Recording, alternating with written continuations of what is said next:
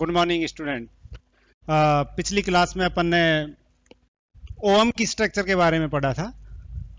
आज अपन अंडे के प्रकार, टाइप्स ऑफ एग देखेंगे। अंडे को अगर देखा जाए तो उनको दो प्रकार से अलग अलग कैटेगरी में या दो कैटेगरी में डिवाइड किया गया है। जितने भी एनिमल्स के ओवम होते हैं उनको दो कैटेगरी में डिवाइड करते हैं। एक होता है according to the amount of yolk, पीतक की मात्रा के आधार पर, और दूसरा होता है according to the distribution of yolk, पीतक के वितरण के आधार पर। तो जितने भी एनिमल्स हैं उनके जितने अंडे हैं उन अंडों को दो कैटेगरी में बांटने के लिए एक दो चीजों को बेस बनाया जाता है। अमाउंट ऑफ योक मींस अंडे के अंदर कितना पीतक है उसके हिसाब से। दूसरा होता है डिस्ट्रीब्यूशन ऑफ योक, अंडे में किस प्रकार से वो वितरित हुआ है, वो जो भी अंडाणु है उस अंडाणु के अंदर पीतक का किस प्रकार से डिस्ट्रीब्यूशन है, किस एरिया में पीतक ज्यादा है, किस एरिया में पीतक कम है, उस हिसाब से उनको कैटेगराइज किया जाता है। तो सबसे पहले अपन लेते हैं according to the amount of yolk, पीतक की मात्रा के आधार पर। तो पीतक की मात्रा के आधार पर देखते हैं तो जितने भी एनिमल्स हैं उनके अंडों को तीन कैटेगरी में कैटेगराइज किया गया है।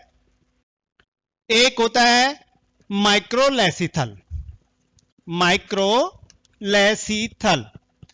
जैसा कि शब्द से ही स्पष्ट है, माइक्रो का मतलब होता है बहुत छोटा, सूक्ष्म, और लेसिथल का मतलब होता है योग। लेसाइट जो शब्द है वो योग के लिए यूज होता है। तो इस शब्द में ही इसका आंसर आ जाता है कि माइक्रोलेसिथल मतलब ऐसे अंडे जिनमें पीतक की मात्रा सूक्ष्म है, बहुत कम है। तो वो जो प्राणी जितने भी हैं, जैसे कि विविपेरस जो प्राणी है या मैमल्स या स्तनधारी हैं जो बच्चों को जन्म देते हैं, उनमें ज्यादातर डेवलपमेंट मां के गर्भ में होता है। तो यूट्रस की वाल से, उस प्लेसेंटा से वो जुड़ा रहता है डेवलपिंग एम्ब्रियो, और जो खाना होता है उसे अपनी मां के शरीर से मिलता है। लेकिन इस प्रकार के अंडों में योग की जो मात्रा होती है, जो पीतक की मात्रा होती है, वो बहुत कम होती है, सूक्ष्म होती है। इसलिए उनको इस कैटेगरी में रखते हैं माइक्रोलेसिथल। क्योंकि जाइगोट बनने के बाद क्लीवेज की कुछ अवस्था निकलने तक ही उसको रिजर्व फूड की जरूरत पड़ती है। उसके बाद में वो इंप्लांट हो जाता है यूट्रस में, गर्भ में धारण हो जाता है, और उसके बाद उसको जो कनेक्शन होता है मां के यूट्रस से मिल जाता है। प्लेसेंटा के थ्रू जितने भी फूड मटेरियल्स हैं, ऑक्सीजन है, गैसेज का एक्सचेंज है, खाने का आना जाना है, जितनी भी जरूरत की चीजें हैं वो अपनी मां के शरीर से ले लेगा प्लेसेंटा के थ्रू। तो ऐसे अंडाणुओं में योग की मात्रा कम होती है, तो उनको इस कैटेगरी में रखा जाता है माइक्रोलेसिथल। उदाहरण अगर देखें तो ट्यूनिकेट्स हैं, सेफेलोकॉर्डेट्स हैं, और मैमल्स में ये ध्यान रखिएगा कि सिर्फ बच्चे देने वाले मैमल्स, कुछ ऐसे मैमल्स हैं जो अंडे भी देते हैं, वो इस कैटेगरी में नहीं आएंगे। क्योंकि अंडे देने वाले जो स्तनधारी हैं उनके अंडाणु जो होते हैं या उनके अंडे जो होते हैं वो बहुपीत की होते हैं। अब दूसरी कैटेगरी देखते हैं मीजोलेसिथल। लेसिथल का यहां भी मतलब योग की, और मीजो का मतलब है मध्य पीत की। इस कैटेगरी में उन अंडों को रखेंगे, इस श्रेणी में उस अंडों को रखेंगे जिसमें पीतक ना तो बहुत ज्यादा है और ना बहुत कम है। मींस पीतक की मात्रा होती है वो पॉलीलेसिथल से कम होगी, लेकिन जो माइक्रोलेसिथल है उनसे अधिक होगी। तो इस प्रकार के अंडों का अपन बोलेंगे मध्य पीतकी। मध्य पीतकी का मतलब बहुत ज्यादा अमाउंट में नहीं योग है, बहुत कम भी नहीं है, दोनों के लगभग इंटरमीडिएट स्टेज है। तो इस केस में ज्यादातर आपने देखे होंगे कि जो एम्फीबियंस हैं या फिशेज हैं वो सारी की सारी मध्य पीतकी अंडों में आती हैं। एक बात ध्यान रखिएगा कि जो मध्य पीतकी अंडे हैं ये उन प्राणियों में पाए जाते हैं जिनमें लार्वल स्टेज बनती है, लार्वा अवस्था पाई जाती है। लार्वा अवस्था बनने का कारण ही यही होता है कि कोई भी अंडा अगर है, जैसे अगर बात करें बर्ड के अंडे की, तो उसमें इतना अमाउंट में योग पाया जाता है कि जितना डेवलपमेंट चूजे के विकास के लिए जितनी मात्रा खाने की चाहिए वो सारी की सारी इस अंडे के अंदर होती है। तो जितना डेवलपमेंट 21 डेज में लगभग उसका होता है चिक्का, तो उस डेवलपमेंट की जो खाना उसे चाहिए वो सारा इसके अंदर ही उपलब्ध होता है। लेकिन तो इस प्रकार के अंडे क्या हो गए? पॉलीलेसिथल, बहुपीत के अंडे, क्योंकि जितना भी अमाउंट उनको चाहिए खाने का वो सब उपलब्ध है। लेकिन अगर एम्फीबियंस और रेप्टाइल्स की कुछ एम्फीबियल और पिसीज को देखा जाए तो एम्फीबियन और पिसीज के अंडों में योग की मात्रा इतनी होती है कि उसका कुछ डेवलपमेंट उसके अंदर हो जाता है, उसके बाद वो योग खत्म हो जाता है। तो उस कंडीशन में उस एनिमल को यहां से हैच आउट करना होता है। आप कहोगे कि पूरी तरह नहीं डेवलप, अल्प विकसित की फॉर्म में वो वहां से निकलेगा।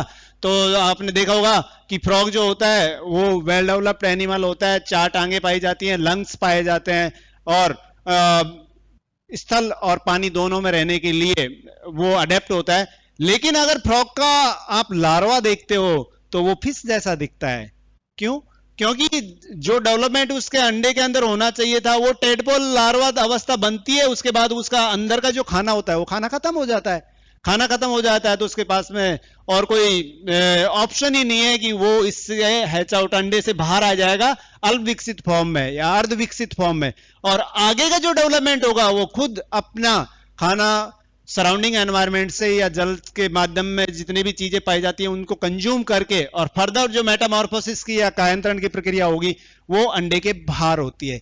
तो इस प्रकार के एनिमल्स जो होते हैं उनमें लार्वल अवस्था पाई जाएगी। तीसरा अगर देखते हैं तो वो होते हैं पॉलीलेसिथल। पॉलीलेसिथल का मतलब है, पॉली का मतलब बहु और लेसिथल का मतलब योग, बहुपीत के अंडे। ऐसे अंडे जिनमें बहुतायत में योग पाया जाता है, जितना डेवलपमेंट के लिए या एम्ब्रियोनिक डेवलपमेंट के लिए जितना खाना उसे चाहिए वो सारा का सारा अंडे के अंदर होता है। उदाहरण अगर देखें तो जितनी भी बर्ड्स हैं, जितने भी रेप्टाइल्स हैं, जैसे आप छिपकली है, सांप है, पक्षी हैं, उनका जितना भी डेवलपमेंट है वो सारा का सारा अंडे के अंदर ही होता है। मींस जितना खाना उसे चाहिए उसको बच्चे के डेवलपमेंट के लिए, एम्ब्रियोनिक डेवलपमेंट के लिए, वो सारा अंडे के अंदर ही होता है। तो इस प्रकार के अंडों को अपन कहेंगे बहुपीत के अंडे। तो इस प्रकार से योग की मात्रा के हिसाब से 3 भागों में इनको डिवाइड किया जा सकता है। माइक्रोलेसिथल, जिनमें बहुत कम मात्रा में योग पाया जाता है, मींस जैसे स्तनधारी प्राणी जितने भी होते हैं या बीवी पैरस जो होते हैं या बच्चों को जन्म देने वाले, तो फर्दर डेवलपमेंट के लिए उनमें प्लेसेंटा बन जाता है। मीजोलेसिथल, जिनमें मध्य प्रकार का, मतलब ना तो बहुत ज्यादा योग पाया जाएगा ना बहुत कम पाया जाएगा। तो ये ऐसे प्राणियों में अनुकूलता पाई जाती है कि एम्ब्रियोनिक डेवलपमेंट जब भी होता है तो लार्वल अवस्था में ही वो एग से बाहर आ जाएंगे। तीसरा पॉलीलेसिथल। पॉलीलेसिथल बहुपीत के अंडे, ये अंडे वो होते हैं जिनमें जितना भी एम्ब्रियोनिक डेवलपमेंट है अंडे के अंदर ही होगा। और इसमें केस में अगर देखें तो सारी बर्ड्स और आपके रेप्टाइल्स इसके अंदर आते हैं। तो इस प्रकार से पीतक की मात्रा के हिसाब से 3 भागों में बांटा जाता है। उसी प्रकार डिस्ट्रीब्यूशन ऑफ योग, पीतक के वितरण के हिसाब से भी जितने भी अंडे हैं उनको 3 कैटेगरी में बांटा जाता है। एक होता है आपके टीलोलेसिथल। टीलोलेसिथल, टीलो का मतलब होता है ध्रुव और लेसिथल का मतलब योग, ध्रुव पीत की, मतलब उसमें एक पर्टिकुलर एरिया में योग पाया जाएगा, दूसरी साइड उसके केस में ये ज्यादातर जितने भी पॉलीलेसिथल एग्स हैं वो इस कैटेगरी में आते हैं। बर्ड्स, आपके रेप्टाइल्स, उनके जो अंडे होते हैं उनमें योग का अमाउंट बहुत ज्यादा होता है और वो लगभग अंडे का पूरा भाग घेरे हुए रहते हैं।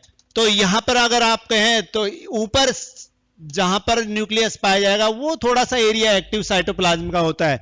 तो ये वाला भाग जिसमें एक्टिव साइटोप्लाज्म मींस न्यूक्लियस पाया जाता है और योग की मात्रा थोड़ी कम होती है, उसको आप एनिमल पोल के नाम से जानते हैं। इस एरिया को आप बोलेंगे एनिमल पोल, और बाकी बचा हुआ पार्ट जिसमें योग भरा रहता है पूरे अंडे में, इसको आप नाम देंगे वेजिटल पोल। वेजिटल पोल। तो एनिमल पोल में एक्टिव साइटोप्लाज्म मींस जिसमें योग की मात्रा कम होती है और डेवलपिंग एम्ब्रियो होता है, उसका सेंटर यहीं पर होगा। बाकी बचे हुए एरिया में पूरा योग से भरा रहता है, जिसमें आपके लिपिड्स और प्रोटीन्स से बना हुआ योग के ग्रेन्यूल्स पाए जाते हैं। डेंस होता है, घना होता है, थोड़ा सा सघन होता है, जबकि ये थोड़ा लाइट होता है, ट्रांसपेरेंट होता है, जबकि ये ट्रांसल्यूसेंट होता है। तो इस प्रकार से 2 भागों में क्लियर कट उस अंडे को बांटा जा सकता है। ऊपर वाला भाग जो कि लाइट वेटेड होता है, होमो टाइप का होता है, मींस समान रूप से वो वितरित पाया जाएगा और इसको एनिमल पोल के नाम से जाना जाता है। बाकी बचे हुए भाग जिसमें योग भरा रहता है वेजिटल पोल के नाम से जाना जाता है। तो ये टीलोलेसिथल एग्स कहलाएंगे। उसके बाद दूसरा अगर टाइप देखें तो उसमें देखते हैं अपन सेंट्रोलेसिथल एग। सेंट्रोलेसिथल, सेंट्रल मतलब केंद्रीय पीत के अंडे। जितने भी कीट हैं, कीट पतंगे जितने भी हैं, इंसेक्ट जितने भी हैं, उनके केस में इस प्रकार के ओवम्स या एग्स पाए जाते हैं, जिसमें जो पीतक होता है, पीतक अंडे के केंद्र की तरफ व्यवस्थित होता है और उसकी परिधि पर पूरे में एक्टिव साइटोप्लाज्म के रूप में ट्रांसपेरेंट साइटोप्लाज्म बनाता है और यहीं पे फिर इसका न्यूक्लियस या जाइगोट का न्यूक्लियस उपस्थित रहता है।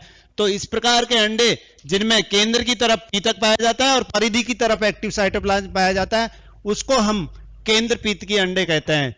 तो इस प्रकार से टीलोलेसिथल, सेंट्रोलेसिथल और एक होता है आपके होमोलेसिथल, मींस समान रूप से वितरित होने वाले होमोलेसिथल।